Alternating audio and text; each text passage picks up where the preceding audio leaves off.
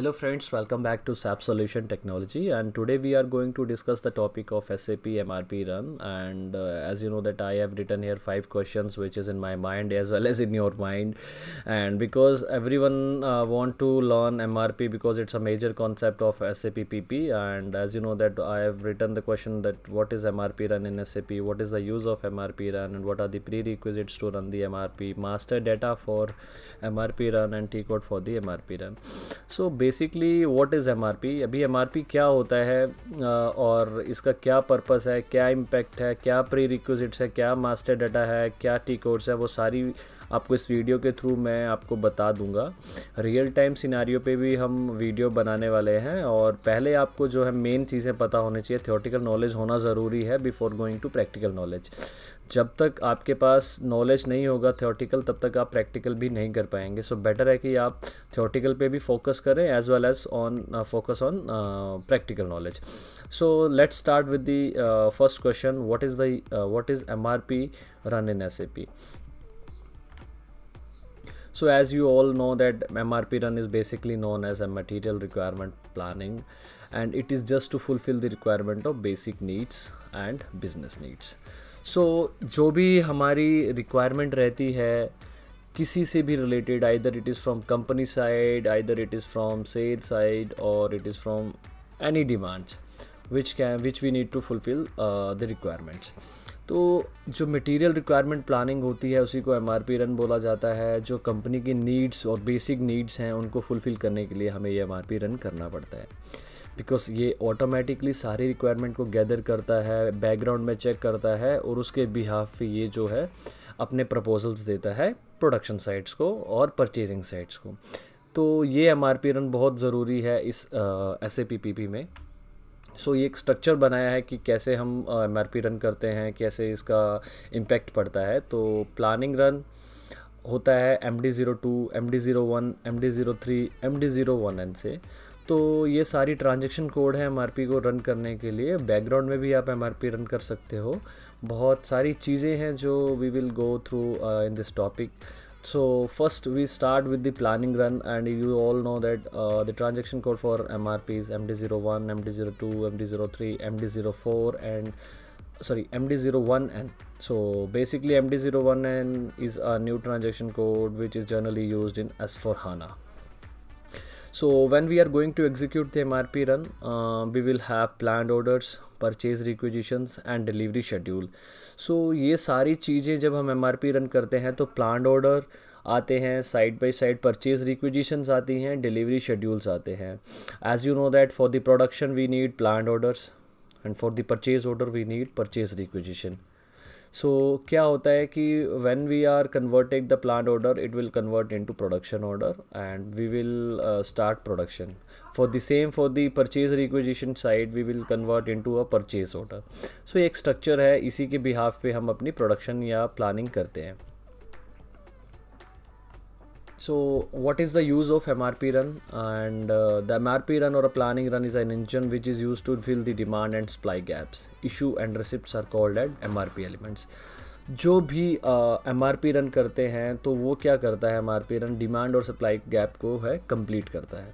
Issue and receipts को जो हम बोलते हैं MRP एलिमेंट्स बोलते हैं। जैसे हम मटेरियल इशू करते हैं प्रोडक्शन के लिए या फिर हम रिसिप्ट करते हैं स्टॉक के लिए, तो ये सारी चीज़ें जो हैं MRP के एलिमेंट्स होते हैं। और ये बहुत सारी चीज़ों को इंक्लूड करके हम MRP रन करते हैं, जैसे PIR हो गया, डिपेंडेंट रिक्वायरमेंट्स हो गया। अभी डिपेंडेंट रिक्वायरमेंट्स क्या होती है, जब हम हेडर मटेरियल के लिए रिक्वायरमेंट जनरेट करते हैं तो SFG के लिए डिपेंडेंट रिक्वायरमेंट्स बन जाती हैं।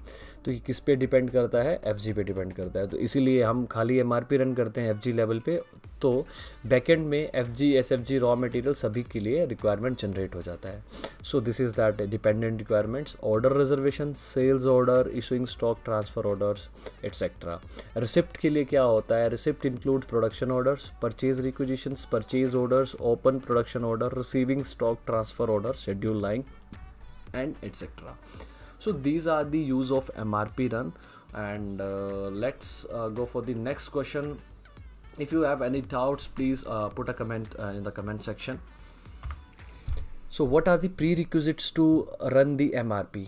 So first we will go with the configuration. So as you know that we need to maintain some plant parameters for the MRP as well as scheduling parameters for the plant orders. दोनों ही configuration हम SPRO के through करते हैं और ये configuration part है, तो ये सारी चीज़ें जो कॉन्फ़िगरेशन लेवल पे ही रहती हैं, प्लांट लेवल पे, क्लाइंट लेवल पे रहती है।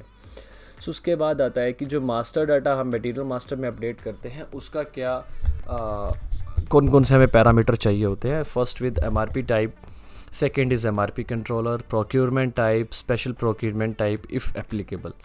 अगर ये सारी चीज़ें होंगी और स्पेशल प्रोक्योरमेंट टाइप अगर हम ब्लैंक भी रखते हैं तो we can run the MRP। But if MRP type controller lot size schedule margin की if it is not there we will not able to run the MRP, because इनको जो है MRP को अपना डाटा नहीं मिलेगा, ना तो उसे पता चलेगा किस तरह की MRP रन करना है, कंट्रोलर कौन है, प्रोक्योरमेंट टाइप मींस अगर वो इन हाउस प्रोड्यूस हो रहा है या परचेज़ हो रहा है वो हमें प्रोक्योरमेंट टाइप के थ्रू पता चलता है, किस तरह का लोड बनाना है वो हमें लोड साइज से पता चलता है, और शेड्यूल मार्जिन की का होता है जब भी बिफोर फ्लोट आफ्टर फ्लोट ये सारी चीज़ें जो शेड्यूल मार्जिन की से चेक करता है। तो ये रहते हैं prerequisites of MRP run. Before we are going to run the MRP these are the prerequisites that we need to check. And the last question is that, second last question is that master data for MRP run. So master data क्या रहता है MRP के लिए? That is material master, BOM, routing, work center, demand management and sales and distribution. So as you know that all are dependent to each others.